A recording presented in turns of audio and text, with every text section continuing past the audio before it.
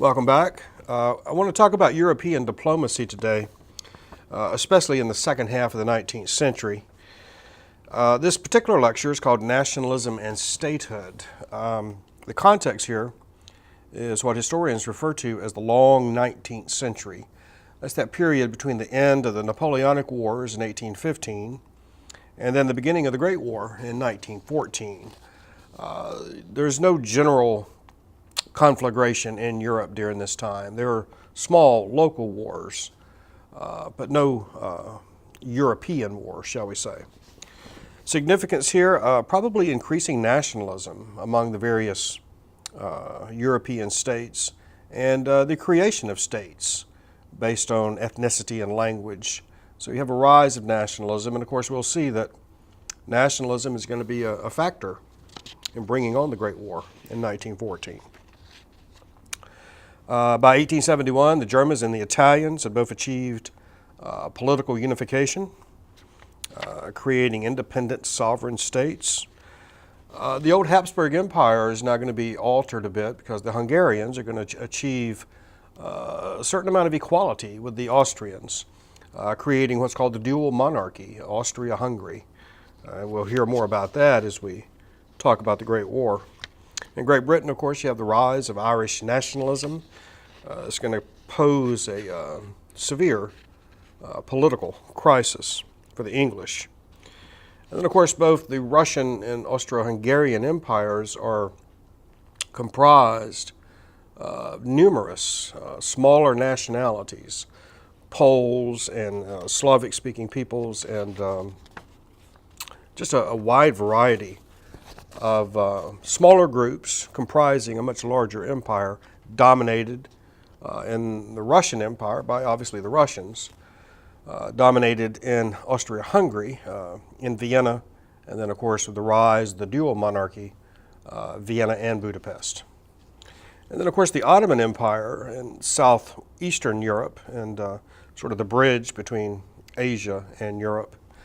The Ottoman Empire begins to crack up here in the second half of the 19th century with the Serbs and the Montenegrins and the Romanians and the Bulgars. These people are seeking their own sovereign states. They want to get out from under the thumb of these larger empires. Now, these peoples in the Balkans that I just mentioned, they're kind of following the lead of the Greeks, who had already overthrown Turkish rule and had gained independence. So nationalism and expansion. These new states that are being created, they rapidly acquire the ambition to conquer other states. Italians and Germans vied with the British and the French and the Russians for the spoils of empire. In Central Asia, we call this the Great Game between the British Empire seeking to protect and perhaps expand its control in South Central Asia, and then the Russians expanding southward toward the British domain. This is going to cause political problems between the two. This, of course, we talked about with the new imperialism, with the European states. The great powers now begin to venture out again and colonize and dominate much of the rest of the world. In the Balkans, again, these small states are seeking expansion. There seems to be just a growing appetite for conquest, for consolidation of national groups. Serbia in particular, I want you to keep in mind, because she's going to come up again in a decisive way in 1914 at the beginning of the Great War. Serbia has dreams of creating a great Slavic empire in the Balkans. As Ottoman power recedes back into what today we call Turkey, Serbia wants to fill that vacuum and create a Yugoslavia, Southern Slavic empire. And this will obviously come up again. Nationalism and social unrest. We see these two things kind of running parallel. The second half of the 19th century is an unprecedented time of urbanization, economic dislocation. People are being separated from their farms, They're going to cities to work in factories. This is sort of an unprecedented social, a bit of chaos, to be frank. Industrialization requires a change in relations among human beings. It requires them to move and do tasks that they've never done before. Population is increasing. There's a mass migration from the farm to the city. So this is a fundamental transformation in European life and society. Now in Great Britain, this transformation is handled rather well with the reform bills in the mid-century. The confidence of British reformers in the parliamentary government is justified. Great Britain passed through these social and economic crises of the 19th century without a major upheaval. The British government served as a model for the people of all states who wished to bring about political changes by peaceful means. Of course, in Germany, after the unification of Germany under Bismarck, you have the social reforms. And in Russia, of course, you have the end of serfdom.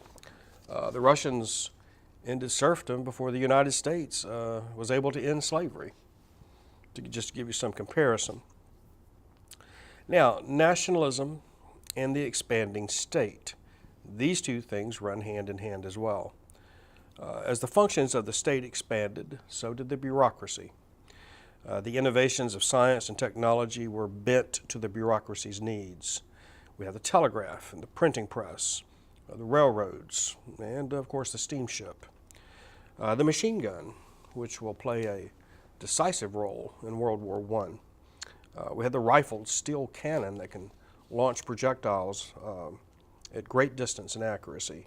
All these things became instruments of departments of these governments.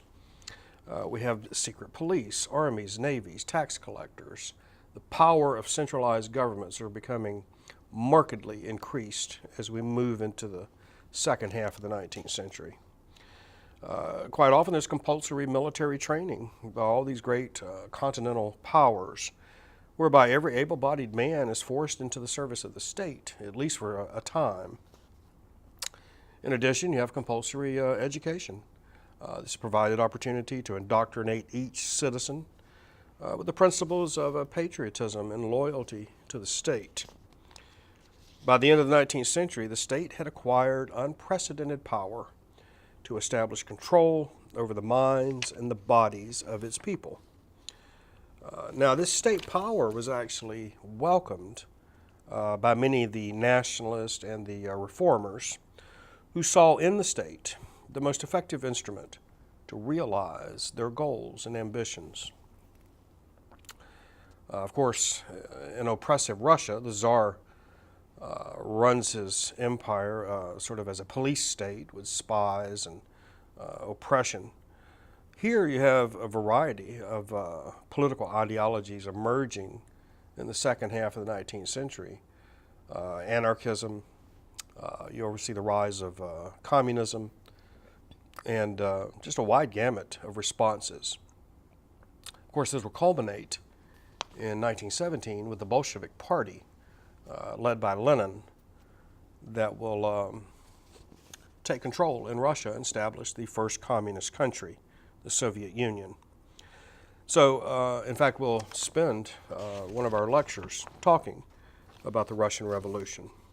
So this is just a sort of a quick introduction to this notion of nationalism, its impact on the state, its impact on reform, its impact on an increasingly more powerful and centralized governments throughout Europe. I'm going to close there. In our next lecture, we're going to look more closely at the diplomacy in the second half of the 19th century, and specifically the Crimean War. Thank you.